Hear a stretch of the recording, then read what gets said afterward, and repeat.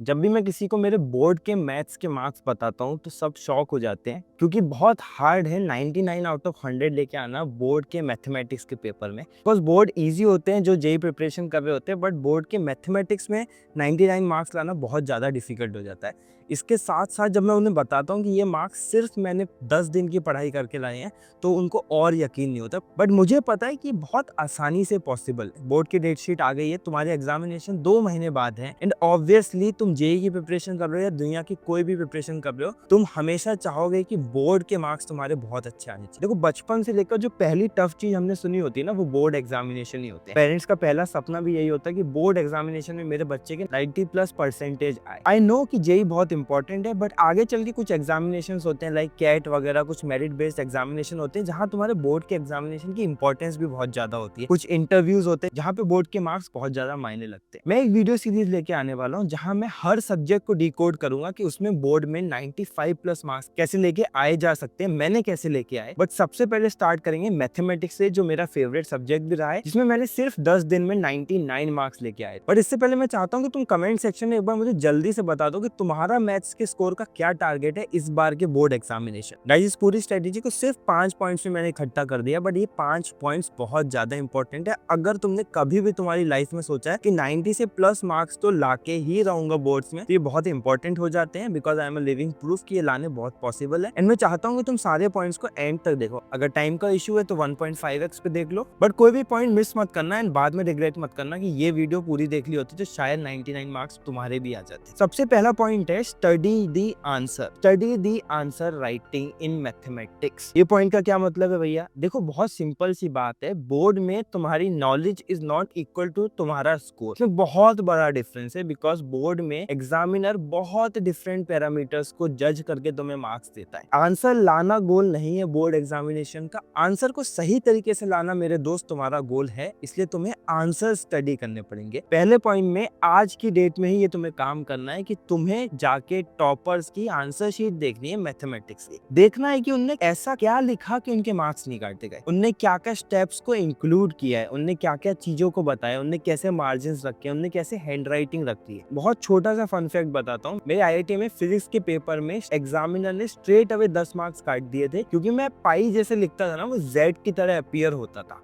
मेरे बहुत अच्छे मार्क्स आने वाले थे, मेरी उम्मीद भी वही थी, बट मैंने देखा तो मेरे मार्क्स बहुत कम आए एंड सीधे 10 मार्क्स कटे हुए थे। टीचर ने बताया कि मैं पाई गलत दिखता हूँ। तो वहां तो मैं एग्जामिनर से मिल सकता था, तो मैंने उनको सब जगह बता दिया कि मैम ये जेड नहीं है, ये पाई है। उन्होंने मुझे 50 बार पाई को सही तरीके से लिखने के लिए बोला एंड तब मेरे 10 मार्क्स बढ़ाए एंड ऑब्वियसली मेरा मार्क्स बहुत बढ़ गया। बट भाई, तुम नहीं मिल पाओगे बोर्ड के एग्जामिनर से, इसलिए तुम्हें पता होना चाहिए सही तरीका क्या है आंसर राइटिंग का। अभी इंटरनेट पे जाओ, जो भी तुम्हें टॉपर्स की आंसर शीट मिली, बहुत सारी वेबसाइट्स एंड ऑफिशियल वेबसाइट में टॉपर्स की आंसर शीट होती है, इसको अच्छे से छान मारो। क्या क्या उनने किया है, कितनी स्पेसिंग ली है, कैसी हैंड राइटिंग रखी है, क्या क्या स्टेप्स रखे हैं। खुद से अपने माइंड में एनालाइज करो, क्या तुम भी वही सारे स्टेप्स लिखते थे, क्या तुम भी रीजंस लिखते थे, जब कुछ प्रूव कर रहे होते थे तुम जो भी आइडेंटिटी वगैरह यूज करते थे उसको मेंशन करते थे या नहीं करते थे। ये सारी चीजें स्टडी करके ना अपने लिए एक टू डू लिस्ट बना दो कि मेरे को मैथ्स में फुल मार्क्स लाने के लिए ये टू डू लिस्ट पे तो काम करना ही पड़ेगा। ये तुम्हारा first and foremost step. Second है सिलेबस को 100% करना है और एनसीईआरटी को खुदा मानना है। देखो, जब भी बात आती है बोर्ड एग्जामिनेशन की, स्पेसिफिकली अगर सीबीएसई की बात करें तो एनसीईआरटी का कोई तोड़ नहीं है। एनसीईआरटी में जो दिया है वही आएगा, इसकी पूरी पूरी गारंटी है। एंड इसका ये एक सब पॉइंट है कि सिलेबस आप नहीं छोड़ सकते। वेटेज बहुत डिफाइंड होता है बोर्ड एग्जामिनेशन में, हर चैप्टर से क्वेश्चन आना डिफाइंड होता है, तो आपको सिलेबस 100% करना पड़ेगा अगर आप चेस कर रहे हो 99 या 100 मार्क्स। मैं 99 इसलिए बोल रहा हूँ, मेरे 99 भी इसलिए आए थे बिकॉज कि वो 1 मार्क्स बस एग्जामिनर को काटना होता है अगर उसको कुछ चीजें बिल्कुल अप टू दी मार्क नहीं मिली, बट वो पेपर पूरा 100 आउट ऑफ 100 मार्क्स का ही होता है। तो अगर आपको वो अचीव करना है तो आपको ये ध्यान में रखना पड़ेगा कि सिलेबस का कुछ नहीं छोड़ सकते आप। उससे अगर कोई एक क्वेश्चन आ गया, वो 3 मार्क्स का हुआ है, 5-6 मार्क्स का हुआ, तो ऑब्वियसली फिर आप रेस से बाहर हो गए और फिर आप 99 या 95 भी नहीं लेके आ पाओगे। इसलिए सिलेबस 100% करना है। आज से देख लो कि क्या क्या सिलेबस के पार्ट नहीं हुए हैं। वैसे अगर आप जेई की प्रिपरेशन कर रहे होगे तो ऑब्वियसली जो जेई का सिलेबस है वो बोर्ड के सिलेबस से बड़ा है, तो सिलेबस तो कंप्लीट हो गया होगा। दूसरा काम आपको इस फर्स्ट पॉइंट में ये करना है कि आपको एनसीईआरटी ओरिएंटेड सिलेबस को समझना है, राइट। कई बार ऐसा होता है कि एनसीईआरटी में बहुत बेसिक चीजें दे रखी होती है जो हम अपनी नॉर्मल प्रिपरेशन में या फिर जेईई की प्रिपरेशन में छोड़ देते हैं, बट बोर्ड्स के लिए वो नहीं करना है। बोर्ड्स में आपको एक बार एनसीईआरटी पूरी गो थ्रू करनी है मैथमेटिक्स की, कि क्या क्या वो छोटे छोटे प्रूफ्स है जो आपने नहीं किए हैं, जो आपने इंपॉर्टेंट नहीं कंसिडर किए हैं। एनसीईआरटी का हर एक हेडलाइन आपको आनी चाहिए अगर आप बोर्ड्स में बड़े मार्क्स चेस कर रहे हो। नंबर 3, आपको अडेप्ट होना पड़ेगा आंसर राइटिंग के लिए। मेरे भाई मैथमेटिक्स ऐसा सब्जेक्ट है जहां तुम हमेशा फोकस करते हो कि भाई झट से आंसर आना चाहिए। स्टेप्स की आप वैल्यू नहीं करते हो, स्टेप्स को आप रगेड़ देते हो। आपको मैथमेटिक्स में हमेशा चस्का लगा होता है, नशा लगा होता है जल्दी सॉल्व करने का और आंसर पे आने का। तो ऑब्वियसली कॉम्पिटिटिव एग्जाम में जरूरी है, बट मैथमेटिक्स के बोर्ड में ये नहीं चलेगा मेरे भाई। यहाँ पे आपको हर छोटा स्टेप लिखना पड़ेगा। आपकी जो सालों साल की हैबिट होगी ना घसीटा मार के आंसर लाने की, वो आपकी बोर्ड एग्जाम में भी रिफ्लेक्ट होगी एंड एग्जामिनर उससे चिढ़ता है। एग्जामिनर के लिए अगर आपने आंसर को चेक करना आसान नहीं बनाया, वो आपके लिए आसान नहीं बनाएगा मार्क्स लाना, राइट। तो आपको इस बात को ध्यान रखना है, डेली सिर्फ 5-6 आंसर्स लिखने हैं मैथमेटिक्स के, एंड जो हमने फर्स्ट पॉइंट में पॉइंटर्स निकाले थे वो सब पॉइंटर्स को दिमाग में रख के आपको आंसर्स लिखने हैं। तो आज से एक हैबिट बना लो, अगर बोर्ड्स में अच्छे मार्क्स चाहिए 95, 96, 97, 98, 99 या 100 मार्क्स चाहिए, तो आज से 4-5 आंसर्स आप डेली लिखेंगे इन दी राइट फॉर्मेट। 4th पॉइंट आता है मॉक टेस्ट का। मैथमेटिक्स के आपको टाइम बाउंड मॉक टेस्ट देने पड़ेंगे मेरे भाई, तभी आप मैथमेटिक्स के बोर्ड का लेंथी पेपर कर पाओगे जो 3 घंटे में 100 मार्क्स का आता है। तभी आप बोर्ड्स के मैथमेटिक्स का पेपर कर पाएंगे ऑन टाइम एंड उसको रीचेक भी कर पाएंगे। इसलिए previous year question paper as exam देना बहुत इंपॉर्टेंट है।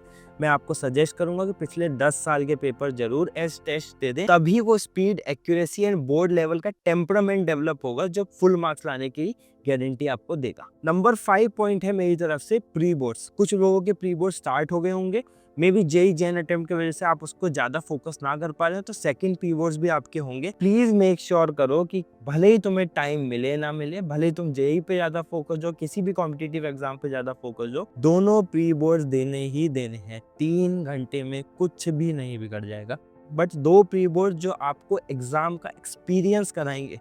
जब आपके स्कूल टीचर्स बिल्कुल बोर्ड लेवल की मार्किंग करेंगे आपके प्री बोर्ड्स में, तो आपको समझ में आ जाएगा कि यार गलतियां कहाँ होती है।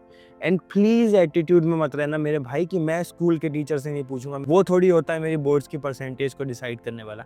भाई वो भी एग्जामिनर है, किसी और बच्चों की आंसर शीट वो भी बोर्ड की चेक करेगा, उसे पता है कि कहाँ मार्क्स देने चाहिए, कहाँ काटने चाहिए।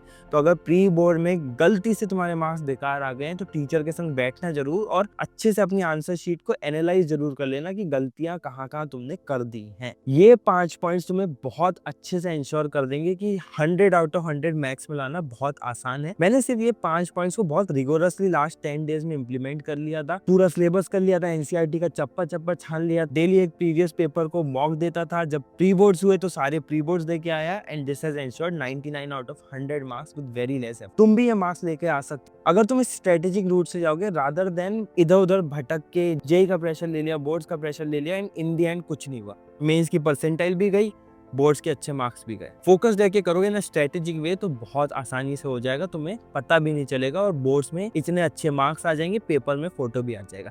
इस बात पे मुझे बताओ कि क्या तुम्हारा भी सपना है बोर्ड्स में इतने अच्छे परसेंटेज लेके आने का कि तुम्हारा फोटो पेपर में आए? अगर है तो मुझे कमेंट करके बताओ। I want my photo in the topper list of news paper, and इस कंडक्शन के साथ अपना 100% दे दो बोर्ड एग्जाम के लिए। आई एम श्योर कि तुम्हारे बहुत अच्छे मार्क्स आएंगे। इसके साथ साथ कमेंट में बता दो बोर्ड से रिलेटेड तुम्हारे क्या डाउट है। बहुत बार हम लोग निग्लेक्ट कर देते कि बोर्ड्स भी एक इंपॉर्टेंट एस्पेक्ट है, तो उससे रिलेटेड जो भी डाउट्स है कमेंट कर दो। I will answer them personally, and अगर कोई टॉपिक पे मुझे लगता है कि एक फुल ऑन वीडियो बनाना चाहिए, तो मैं वो वीडियो भी बना दूंगा। कंटेंट अच्छा लगे तो सब्सक्राइब करना मत भूलना। अपने उन दोस्तों के साथ भी शेयर कर दो जिनकी बोर्ड्स में फटी हुई है एंड उन्हें लिटरली एक स्ट्रेटेजिक वीडियो चाहिए अच्छे मार्क्स लाने के। मिलते हैं अगली वीडियो में। Best of luck.